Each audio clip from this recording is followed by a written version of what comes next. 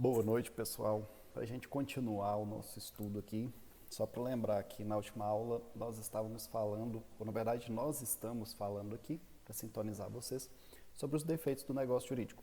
Então, na última aula, nós falamos lá das hipóteses de defeitos, os chamados vícios da vontade e os chamados vícios sociais, de onde entramos, ou partindo daí, nós entramos para os pontos mais específicos da matéria. Iniciamos com os vícios da vontade, e estudamos o erro e o dolo. Só para lembrar aqui, o erro é aquele engano, a pessoa se equivoca, ela cria uma falsa percepção da realidade ali sozinha, isso é importante. E lembrar que o erro ele só se torna um defeito do negócio jurídico capaz de gerar a nulidade relativa se for do tipo essencial. Nós seguimos estudando o dolo, que é um tipo de erro, mas é um tipo de erro provocado ou induzido por uma outra parte, por terceiros. Né? Inclusive hoje, eu até comentei com vocês sobre isso na última aula, a respeito da venda de carros usados, né, que é um setor uma atividade muito criticada pela prática de condutas como a do dolo. Eu estava lendo hoje uma reportagem da Quatro Rodas, para quem gosta de carro aí, falando exatamente isso, né? Como o mercado de carro usado, ele envolve muita enganação. E é a prática do dolo. É óbvio que nessas situações em que eu estou falando para vocês, será uma relação de consumo, é outra coisa, é o estudo que vocês farão mais à frente, só que são institutos muito parecidos. Né? Lá no direito do consumidor a gente chama de prática abusiva, mas a prática abusiva não deixa de ser uma espécie de... na verdade, o dolo, quando ele é praticado na relação de consumo, ele não deixa de ser uma prática abusiva. Então, é como se a prática abusiva ela absorvesse o dolo. Mas o instituto em si é esse. Você mente, você engana, você faz com que a pessoa se equivoque e, obviamente, tenha uma noção falsa da realidade como ela é. Por isso que a vontade ela acaba sendo interferida nessa situação. Né? Aqui a gente falou do dolo substancial, essencial, falamos do dolo acidental, eu até destaquei para vocês que o dolo acidental ele não gera a anulação do negócio jurídico, assim como o erro acidental também não gera. Nós falamos da possibilidade do dolo ser praticado de forma positiva por uma ação ou de forma negativa por uma omissão. A pessoa omite uma informação importante, né? É possível isso, até nós destacamos aqui o artigo 147, onde ele fala isso de forma expressa. O negócio jurídico ali bilateral, silêncio intencional, ele pode constituir uma omissão dolosa, ou seja, pode constituir o dolo praticado de forma negativa por uma omissão, quando a informação ali for essencial à celebração do negócio. Né? Então, vejamos, nós estamos falando aqui de vícios da vontade. Então, se a omissão ela interferir na decisão de vontade da parte ali, você pode falar que ela é um defeito do negócio jurídico. Beleza, nós seguimos falando do dolo bônus, do dolo malus. Até falei para vocês, seria um dolo bom, um dolo mal. O dolo mal seria aquele que é realmente o que a gente está falando, que é a intenção de prejudicar, mente e falseia a verdade, engana a outra parte com a intenção de ter um lucro, aquilo ali, um ganho, e prejudicar a outra parte consequentemente. E o dolus bônus, ele é considerado aquele dolo bom, que estaria em tese admitido em qualquer negociação, você querendo ganhar a sua, o sujeito que negocia com você querendo ganhar a dele, enfim, dentro desses dolos nós teríamos aí a possibilidade de um dolo bom. Há uma doutrina que critica isso, como eu destaquei com vocês, falando que a boa-fé objetiva ela não admite nenhum tipo de dolo. Por fim, nós encerramos a aula falando do dolo recíproco, onde uma parte mente, tenta enganar a outra e a outra parte faz exatamente o mesmo. Tome cuidado que isso aqui é uma questão recorrente em provas, como eu brinquei com vocês. Nessas situações, o código dá como solução, não vira nada, né? Você não pode reclamar que sofreu o dolo, nem pode reclamar a indenização, tendo em vista que você também praticou. Então, quando dois agem com um dolo recíproco, o código simplesmente lava as mãos e fala que nada pode ser feito nessas situações. Para a gente fechar esse conteúdo específico do dolo, ficou faltando essa seguinte classificação aqui. Esse dolo, ele pode ser praticado, e aqui com relação às pessoas, ele pode ser praticado por uma das partes, que é o mais comum, é o tradicional. Então veja, eu estou negociando com um sujeito, com o João, e eu tento enganar João mentindo, ocultando alguma informação importante para ele. Esse é o dolo praticado por uma das partes, as consequências nós vimos lá em cima. Mas existe uma outra forma de dolo, que é o dolo praticado por terceiro. Então veja que situação, você está no negócio jurídico com outra pessoa, então você e João, por exemplo, existe um terceiro que está alheio a esse negócio que pratica o dolo. O terceiro tenta te enganar, ou ele te engana, ele mente para você ou te omite algo importante. E aí esse tipo de dolo praticado por terceiro, ele se subdivide em com conhecimento da parte beneficiada, ou seja, a parte beneficiada ela não pratica o dolo, mas ela sabe que aquele terceiro lá está praticando. Ou seja, ela tem ciência que tem um terceiro que não está no negócio, né? Não é. Então, no meu exemplo aqui, eu e João, eu estou ciente de que João está sendo enganado por José, que é um terceiro, não tem nada a ver. Nessas situações, o negócio jurídico será anulado. Inclusive, é o que está escrito aqui no próprio artigo 148, na primeira parte do Código. Né? Ele fala assim, pode também ser anulado o negócio jurídico por dolo de terceiro, se a parte a quem aproveite dele tivesse ou devesse ter conhecimento. O exemplo que eu dei para vocês, pensando lá naquele exemplo lá do corretor de imóveis e tal, um corretor de imóveis, um terceiro, mostra ao comprador do imóvel ao comprador ali um imóvel diverso daquele que é oferecido pelo vendedor, tendo este conhecimento. Então, o exemplo que eu dei para vocês, né? Eu coloco lá uma foto em um anúncio para vender um imóvel, um apartamento. Vamos pensar aqui, o apartamento 104. Eu ponho fotos lá, mas não falo qual é o apartamento. E o meu apartamento está todo zoado, todo estragado. E aí a pessoa se interessa, me liga e tudo. Eu falo, olha, tem um corretor aí que ele é realmente quem vai mostrar o apartamento para você e tal. Aí o que o corretor faz? Ao invés de levar o sujeito no apartamento mesmo, no meu, ele leva em outro, que está muito melhor, apartamento bom. E esse seria o exemplo de situação em que um terceiro pratica o dolo, né? O terceiro está enganando a outra parte, mas com a minha ciência, né? Muitas vezes eu até ordenando que ele faça isso, né? Aqui seria também um exemplo dessa venda de carros também, muito comum, quando você tem um terceiro lá, vamos imaginar que o sujeito, ele mexe com, sei lá, mecânica, ou ele tem alguma loja de veículos de uma forma geral e ele é já amigo do vendedor, né? Tu fala, não, pode levar lá no seu João ali, ó, que mexe com pintura e lanternagem, para ele te falar que realmente o carro está novo, né?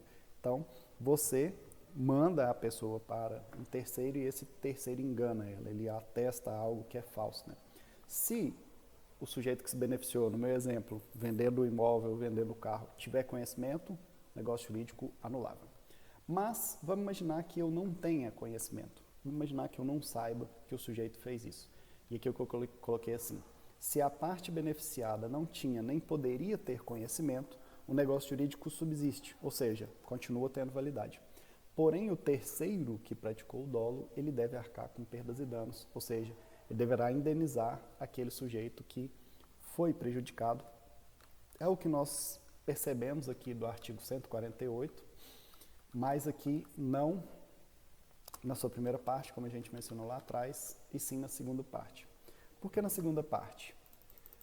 Coloquei aqui. Pode também ser anulado o negócio jurídico por dolo de terceiro, se a parte a quem aproveite dele tivesse ou devesse ter conhecimento. Tinha conhecimento, negócio jurídico anulável.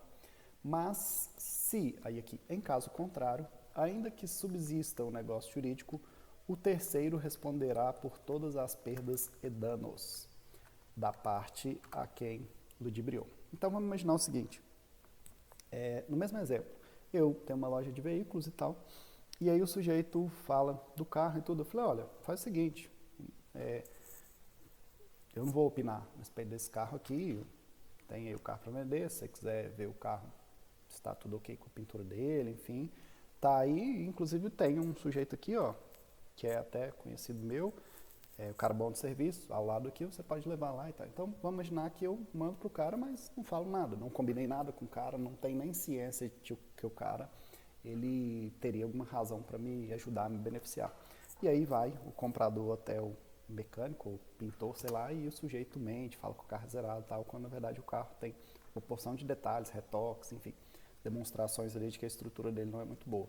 Nesse caso, estamos diante de uma situação que eu, que fui beneficiado, porque eu só vendi o carro, pois terceiro mentiu, falou informações erradas sobre o carro, mas eu não conheço nada disso, eu não tenho nenhuma relação entre a mentira que foi exercida pelo terceiro e o negócio jurídico que eu celebrei.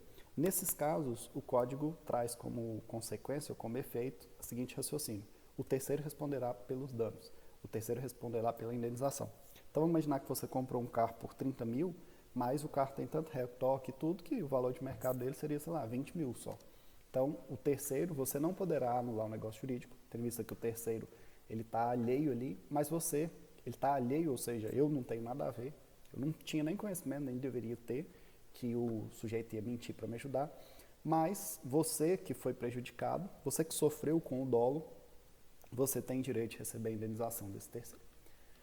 Então, de uma forma geral, essa partezinha aqui em si, ela cai bastante em concurso, toma cuidado também, cai bastante em provas, perdão.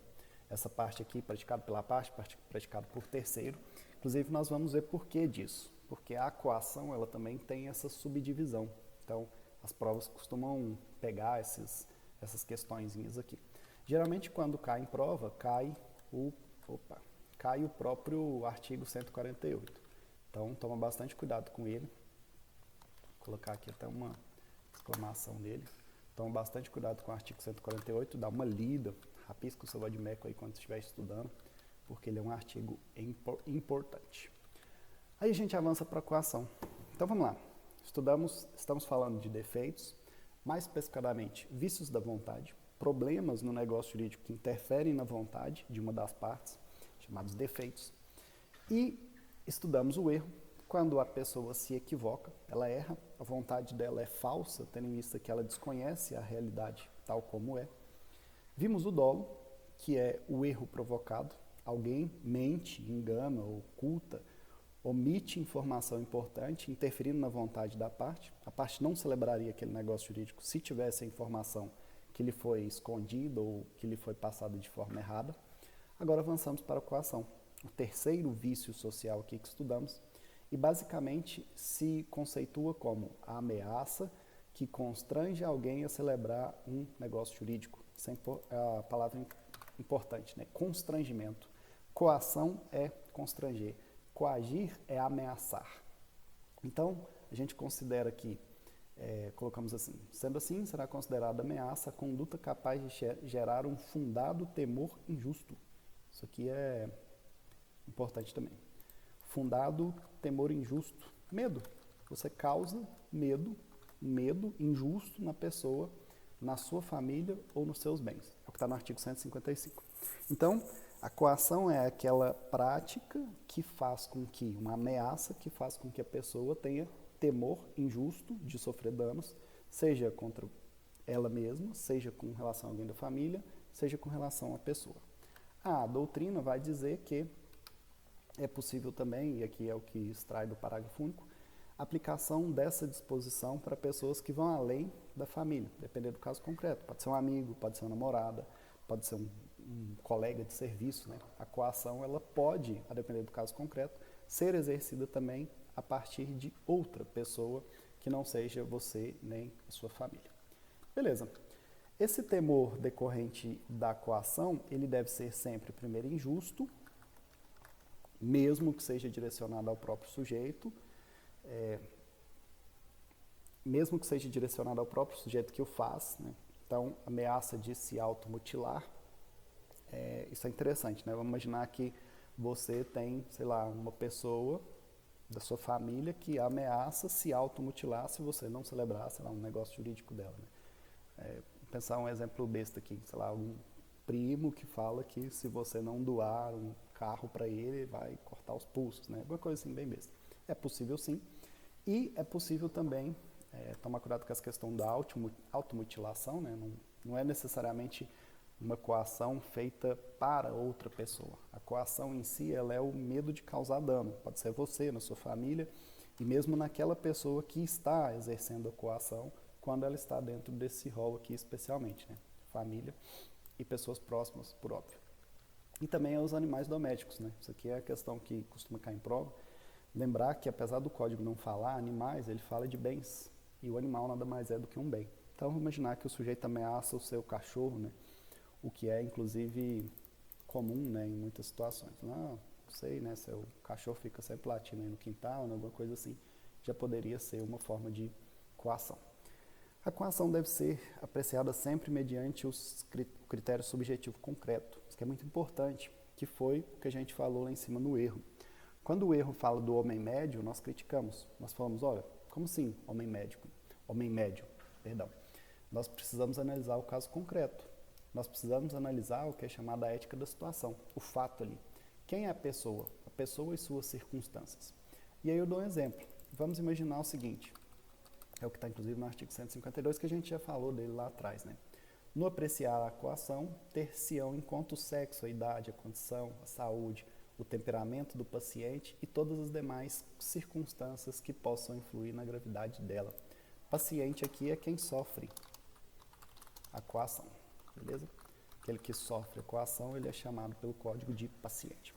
Então, imaginar o seguinte, um sujeito que é, sei lá, faixa preta de judô, tem 100 e tantos quilos, forte da academia e tal, de repente ele é ameaçado por uma senhorinha de 80 e tantos anos que anda numa bengalinha e tal. Veja, será que essa senhorinha, estou dando um exemplo besta aqui, mas para vocês entenderem, será que essa senhorinha tem capacidade, vamos dizer assim, física, de na realidade, no caso concreto, ameaçar ou coagir aquele sujeito lá? Então, aqui nos parece que não. Por isso que a gente tem que levar em conta, né, o sexo, a idade, a condição, a saúde, tudo isso é considerado no momento em que você vai verificar se houve esse temor injusto. Porque, veja, tem que ter um temor, tem que ter um medo, né? Qual é o medo que você tem de uma senhorinha com uma bengalinha falando que vai quebrar a sua cara, né? Por exemplo, ou que vai prejudicar alguém da sua família, enfim. Isso é importante porque a gente acaba tendo que analisar sempre o caso concreto. Quem são as partes envolvidas? Quem praticou a coação? Quem sofreu, né? Quem é ali o paciente nessa situação? E aí eu até coloquei aqui para tomar cuidado, porque esse temor ele precisa ser injusto e não se considera a coação, isso está no próprio artigo 153, a ameaça do exercício normal de um direito ou mero temor reverencial. Então, por exemplo, você com relação ao seu chefe, você com relação ao seu pai ou a alguma pessoa que existe uma referência muito grande, uma questão moral em que você teme aquela pessoa, isso por si só não é considerado uma coação.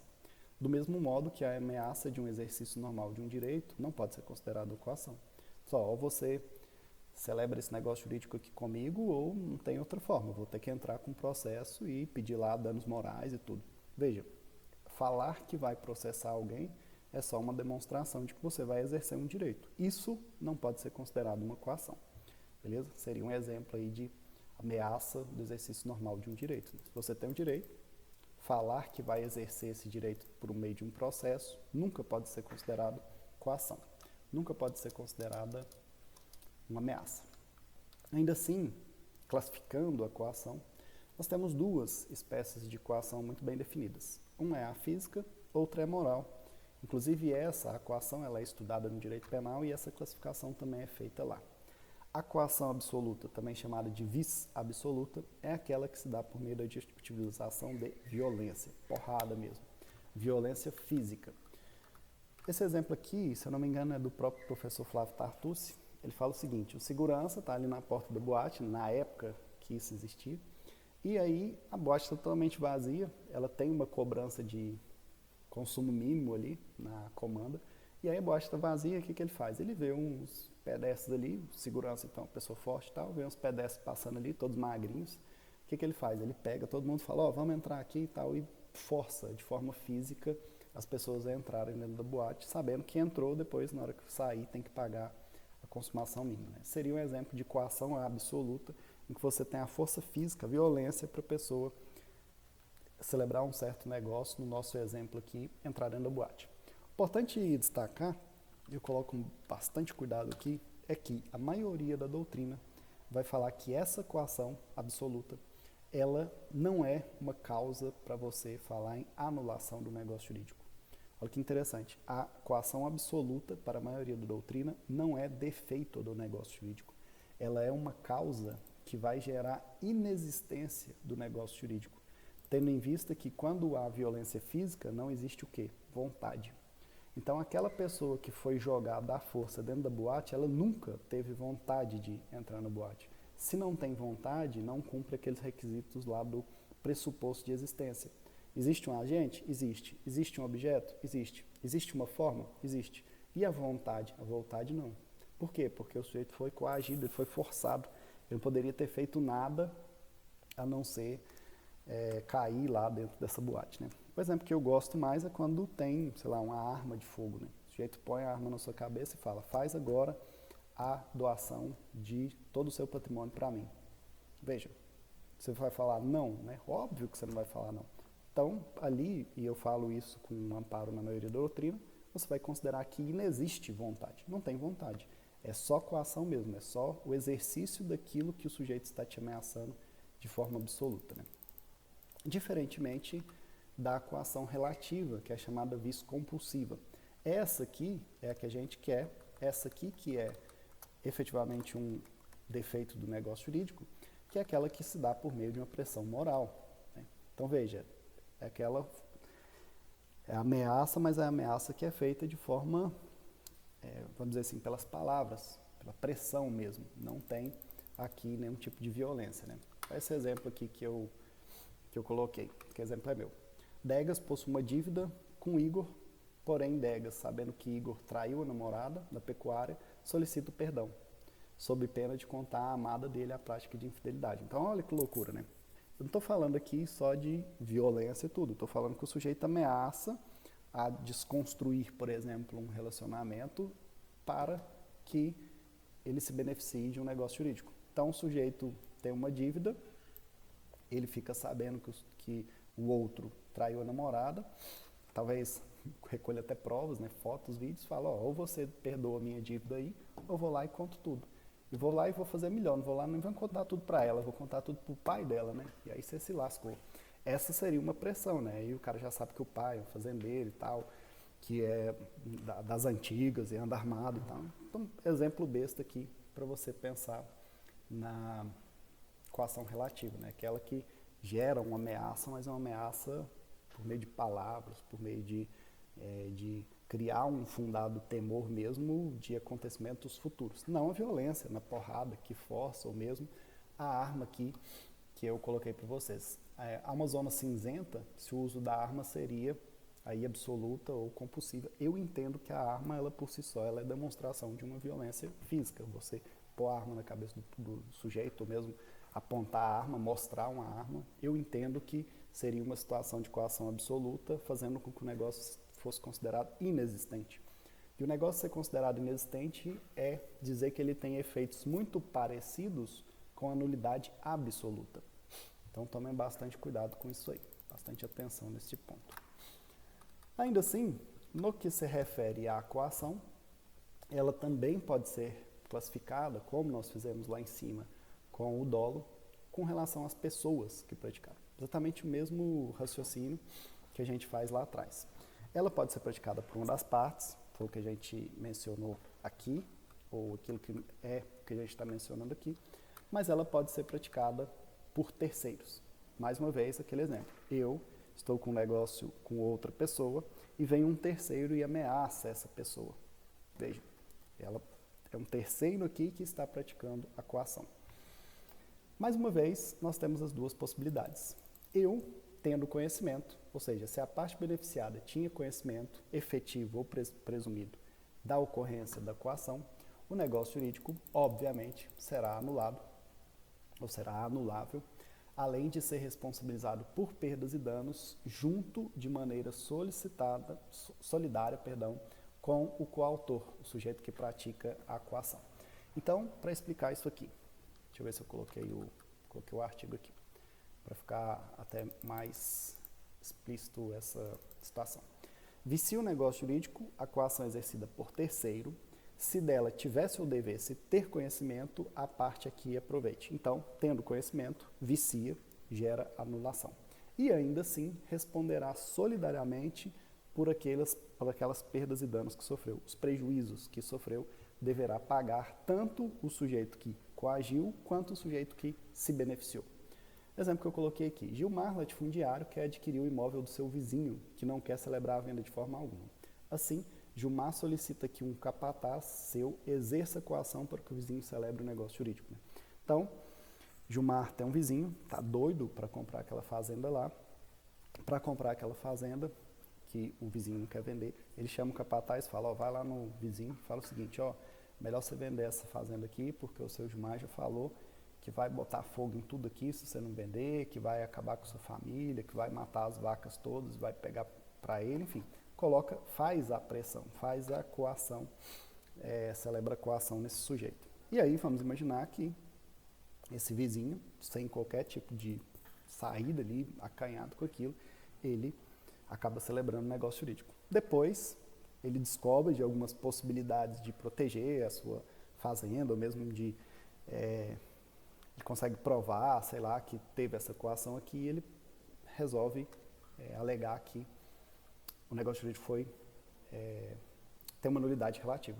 Então, neste processo, só para explicar para vocês aqui, neste processo, além de pedir a nulidade relativa, a anulação desse negócio, a venda de fazenda ao Gilmar, ele pode pedir também que seja indenizado pelos prejuízos que teve. Por exemplo, o que ele gastou com tributação para passar a fazenda, ou aquilo que o próprio Gilmar estragou na fazenda, ele pode exigir isso tanto de Gilmar quanto do capataz que exerceu a coação.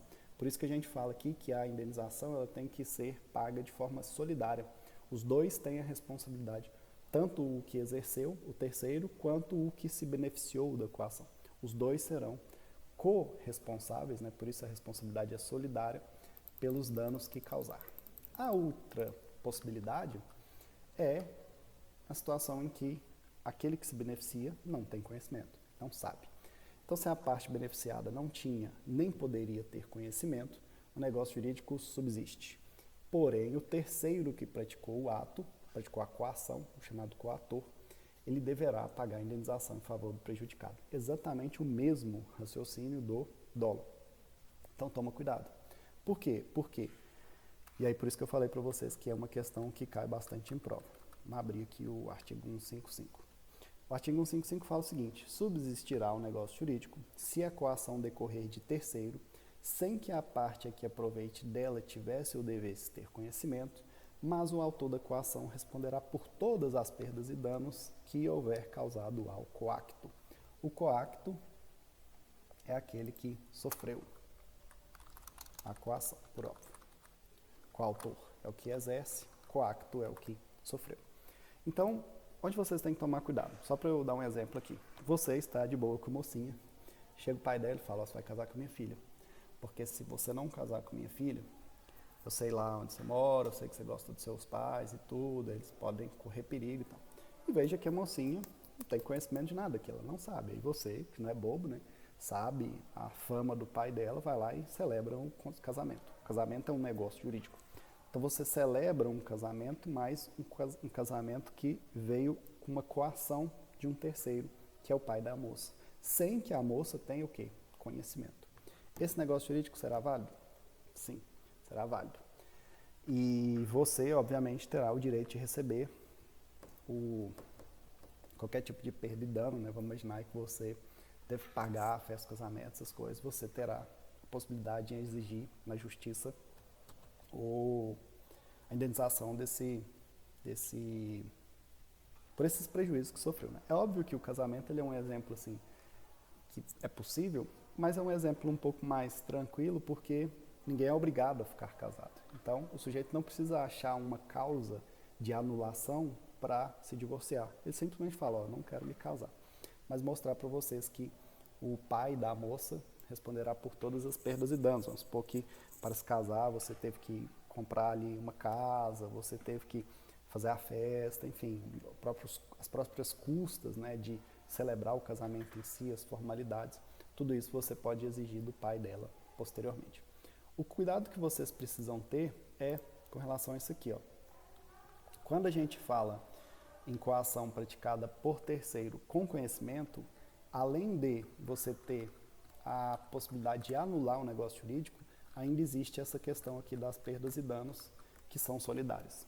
Então, se você tiver algum prejuízo, se você tiver que gastar algum dinheiro, vamos pensar no meu exemplo aqui, o dinheiro para repassar a fazenda, por exemplo, você poderá exigir isso não só de quem exerceu a coação, o coautor, como também do terceiro, que sabendo da coação se beneficiou. Diferentemente do dolo. Porque quando o dolo ele é praticado por terceiro, e aí só para lembrar aqui, meu exemplo, quando o sujeito da pintura automotiva ele mente para mim, mesmo eu sabendo, isso vai fazer com que o negócio jurídico seja anulado. Ponto final. Não existe aqui, para o código, de acordo com o código, o direito de indenização. Você não pode exigir, por exemplo, o recebimento de perdas e danos, nem daquele que se beneficiou, nem daquele que praticou o dolo. Então, esse é o peguinha de questões de concurso. Né? Geralmente eles pegam o artigo 148 e acrescentam a questão da indenização por perdas e danos solidária a quem praticou o dolo e quem se beneficiou com o dolo. Tá errado. Por que errado? Porque não é isso que o código fala. Então, tomem bastante cuidado com o artigo 148 e com o artigo 154, beleza? 148, 154, dois artigos importantes. Vou colocar até aqui uma exclamação no 154 também. Dê uma lida com bastante cautela nele. Para a gente fechar aqui, avançando bastante na matéria, estado de perigo. Então, estudamos o erro, você se equivoca, você se engana, uma falsa percepção da realidade, sozinho, né? Você e os seus erros. Vimos o dolo, aquela situação em que você é instigado, você é enganado por outra pessoa, você é ludibriado, dolo. E vimos a coação, aquela situação em que alguém ameaça, te cria um grande temor injusto, de dano injusto, seja alguém da sua família, a você mesmo, seja aos seus bens, ou até mesmo a outras pessoas, a depender do caso concreto. Aí nós partimos para o estado de perigo, isso que é bem interessante. O estado de perigo nada mais é do que alguém premido de uma certa necessidade, por isso que é um estado de perigo, ele acaba, seja para salvar-se ou salvar alguém de sua família, de grave dano, e isso aqui é importante, conhecido pela outra parte, ele assume uma obrigação excessivamente onerosa. Então, vou falar com outras palavras. O estado de perigo é aquela situação em que a pessoa está em um estado de perigo, em uma grande necessidade, e essa necessidade é para salvar a si ou alguém da sua família de um certo dano. Por isso, perigo, insisto. E aí outra parte, sabendo disso, conhecendo essa situação, ela faz com que você assuma algo extremamente oneroso, muito caro, que revele uma desigualdade, uma injustiça patrimonial muito grande. O exemplo clássico aqui é o seguinte: Sofrêncio sofre um acidente com seu barco e fica à deriva ali no mar. Michel, passando próximo com seu iate, exige 100 mil reais para socorrer Sofrêncio. Né? O sujeito que exige ali. Então, vamos pensar. Exigência de 100 mil, um valor extraordinário aqui. Um sujeito que tinha acabado de sofrer um acidente, que estava à deriva, com grande risco, né, de ter danos, ele acaba assumindo esse negócio jurídico. Esse seria o exemplo clássico de estado de perigo. Eu gosto de um exemplo mais contemporâneo. Né? Vamos pensar aqui, a Neclia se acidenta de moto, uma rodovia remota, pouca gente passa por ali. Passa Luiz Inácio, nem lembrava desses nomes aqui, sugestivos, né? Passando pelo local para socorrê-lo, exige de Aneclisa a doação do celular e do relógio. Então, vê o sujeito lá, sei lá, com a perna, fratura exposta, acidentado, no meio de uma rodovia isolada, que não tem ninguém, que não pega sinal de celular. Ele passa e fala: não, te socorro agora e tal, só que você vai ter que me dar esse celular e esse relógio que você está usando aí.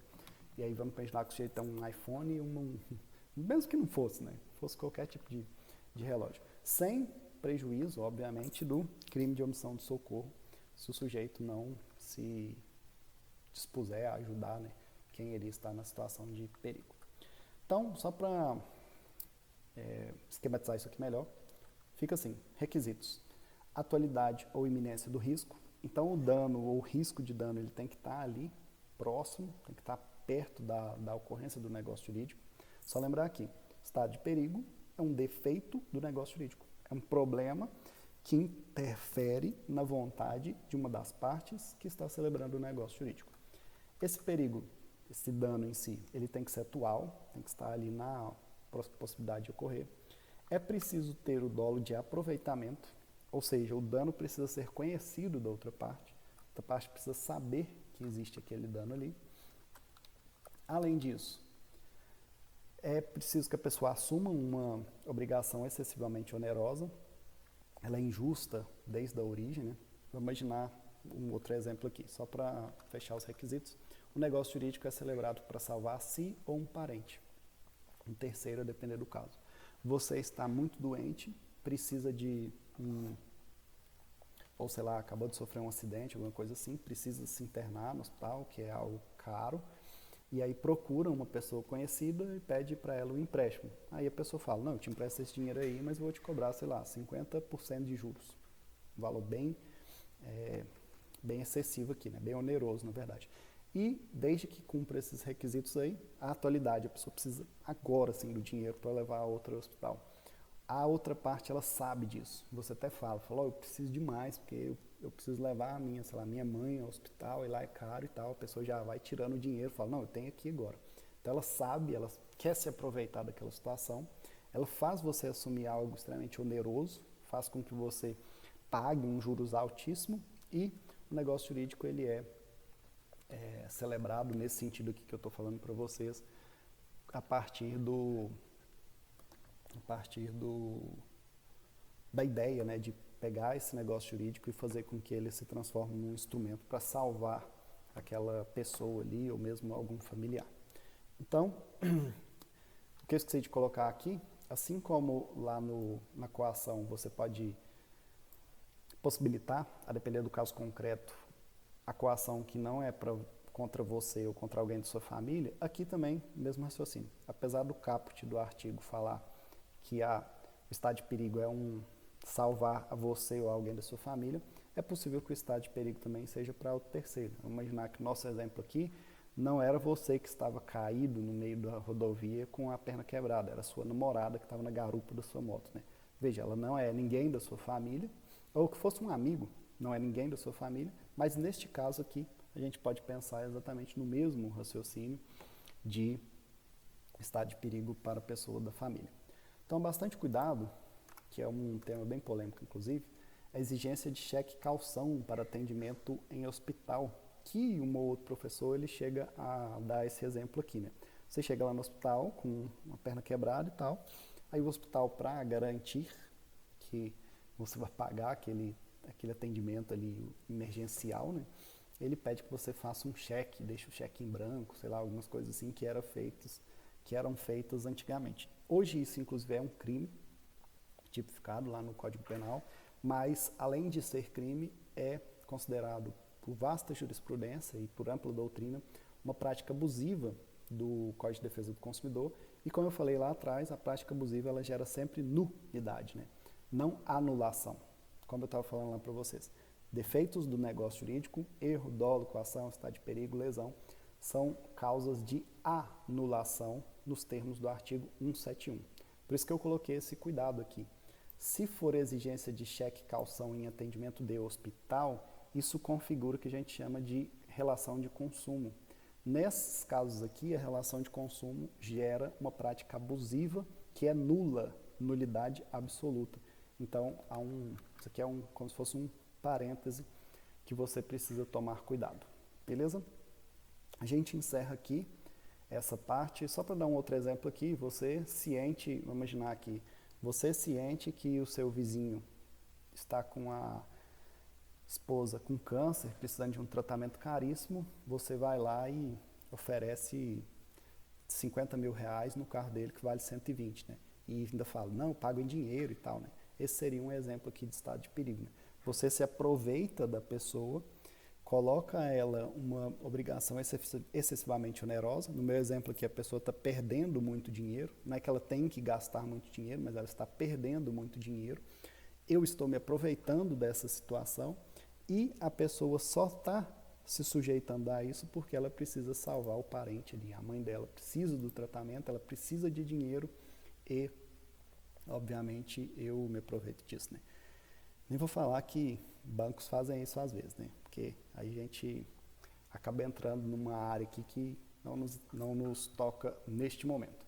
Mas, Foram esses, então, os defeitos jurídicos, os defeitos do negócio jurídico que nós estudamos até agora. Erro, dolo, coação, estado de perigo. Aí falta a nós estudar a lesão e a fraude contra credores. Essas nós vamos estudar na próxima aula. E aí fechamos essa parte da matéria aqui, fazemos uma revisãozinha e fica um conteúdo bem completo para vocês. Beleza? Muito obrigado mais uma vez e seguimos aí. Até a próxima aula.